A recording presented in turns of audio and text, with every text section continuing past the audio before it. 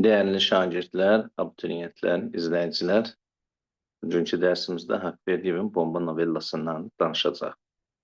Novella janrının xüsusiyyəti hamınıza məlumdur.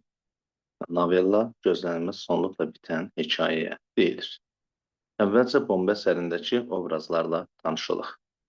Kərbəlayı Zal 25 ilin Qaradavoyudur. Kərbəlayı Zalın arvadı var. Əsərdə Pristav var. Usta Feyzulla var, o nalbənddir. Bir də Patap İvanın adları çəkilir. Süjet xətti çox sadədir. Əsər zaten gözünün önündədir. Qaradavoy Kərbəlayı Zaldan həyat yoldaşı arasında belə bir söhbət olur ki, bu peşə sənə yaraşmır, bu Qaradavoyluqdan al çək, bir balaca alış-verişlə məşğul ol. Amma Kərbəlayı Zal vəzifə düşkünü biridir. Bu kiçik vəzifəsinin necə deyərlər, onda yaratdığı məmnuniyyətlə yaşayan biridir. Hətta yoldaşına izah edir ki, sən özün Qaradavoyluğun dadını görsən, ömrü boyu ondan çəkməzsən. Həm də sözsüz ki, bir dənə yaxşı misal gətirir ki, 1-2 ildən sonra pensiyaya çıxacam, ondan sonra rahat əyləşib yeyərik. Amma belə bir məqamda bir hadisə baş verir. Pristav çağırır Kərbəlayı Zalı, ona deyir ki, bəs sən heç yaxşı işləmirsən, ya rüşvət alırsan, ya da sərişdən itirmirsən. Rusiyadan gəlmiş Qaradavoy gündə bir bomba, tüfəng tapır, patron tapır, amma sən heç nə eləmirsən. Burada biz görürük ki, yazıcı 20-ci əsrin əvvəlində artıq ictimai-siyasi vəziyyətin dəyişməsinin doğurduğu situasiyanı əks elətdirib. Çünki inqilab dövrüdür, artıq adamlar dövlətə, hökumətə qarşı mübarizə aparmaq fikrindədir, silahlı üsyan gözlənilir, adamlar silahlanırlar və bunun qarşısını almaq üçün Çar Rusiyasının məmurları fəaliyyət göstərir, amma burada Qaradavoy Kərbəlayı Zalın töhfəsi yoxdur.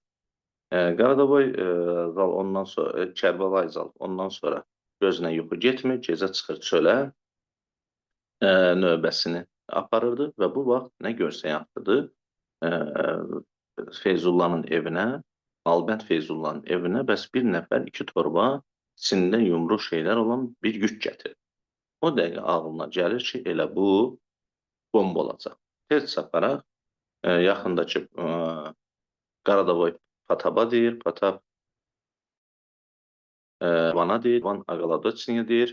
Aqaladoçni də şəhər rəisi deməkdir. Sadəcə bu xalq danışıq dilindəki ifadədir. O Pristava, Pristav Qalabəyinə, Qalabəy jandarmlar rəisinə, bütün hüquq mühafizə orqanlarının əməkdaşları töküşüb gəlirlər Feyzullanın evinə və Feyzullanın gecə ikən qapısını döyürlər, Feyzullah çıxır, özü də mat qalıb ki, bu nə işdir, evi çox axtarırlar, döndərirlər, heç nə tapırlar, axır ki, otaqların birində bu 2 çuvalı görürlər. Amma heç kəs yaxına gələ bilmir. Feyzullah axır ki, biraz ürəklənib, çünki evindən zaten heç nə çıxmamışdı. Deyir, əgər problem bu torbalarla bağlıdırsa, mən bu torbaları açım. Bəli, onun əlini açırlar, torbaları açır, içindən qarpızlar çıxır. Və hamı bu, yəni bu gözlənilməz sonluqdan sonra Kərbəlayı Zalı vəzifədən çıxarılır, yəni qulluqdan çıxarılır. Əsərin məzmunu belə bu qədər sadə. Burada tənqid ədəbi Kərbəlayı Zal şəxsiyyət olaraq da, yəni belə tam olmayan bir şəxsiyyət, məmur olaraq mövqeyi, vəzifəsi ancaq yuxarılara yarınmaq, onun qarşısına qoyulan tələbləri sözsüz bezsiz yerinə yetirməkdən ibarət olan bir insan obrazıdır.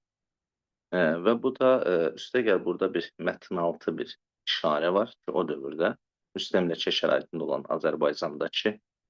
Azərbaycanda elə bir vəziyyət var idi ki, mərkəzi hakimiyyətə qarşı bir etiraz var idi, bir narazılıq var idi.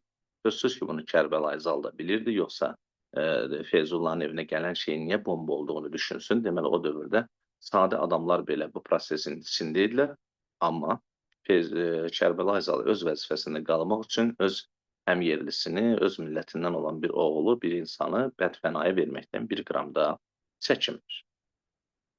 Ümumiyyətlə, əsərdə başa düşülməyəcək, anlaşılmayacaq heç nə yoxdur. Yəni, bununla bağlı tərtib olunmuş sualları cavablandırmaq da çətin olmaz. Amma mən bir məsələyə türklər demiş değinmək istəyirəm.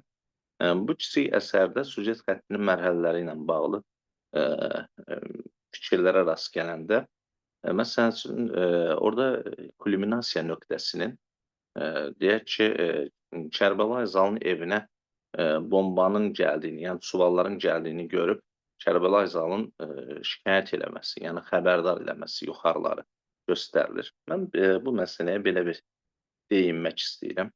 Ümumiyyətlə bu məsələlər subyektivdir.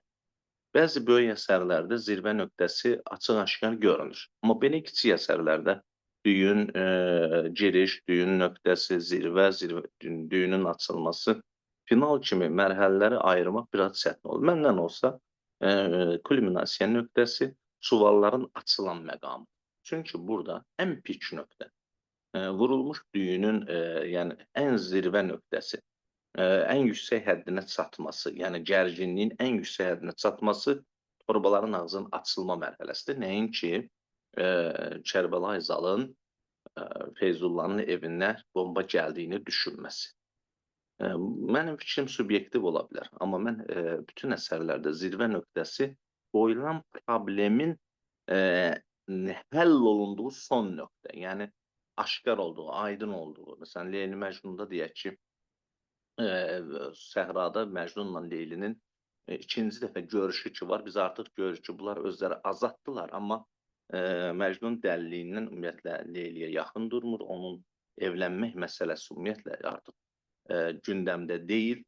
Biz başa düşürük ki, bu iki gəncin ailə xoşbəxtliyi, qovuşması ümumiyyətlə mümkünsüz bir şeydir və bura olur zirvə. Ondan sonra da hadisələr çox sürətlə açılır və sonluq gəlir. Bu əsərdə də mən bilən elə zirvə Feyzullanın torbaları açdığı hissədir ki, orada qarpızlar üzə çıxır. Bunu elə belə değinmək istədim. Belə düşünürəm ki, belə kiçik əsərlər üçün süjet xəttinin mərhələlərini müəyyənləmək, zirvə nöqtəsini müəyyənləmək kimi suallardan qaçmaq daha doğru olardı. Diqqətinizə görə təşəkkür edirəm. Əgərsə bir faydam toxundusa, mənə nə mutlu.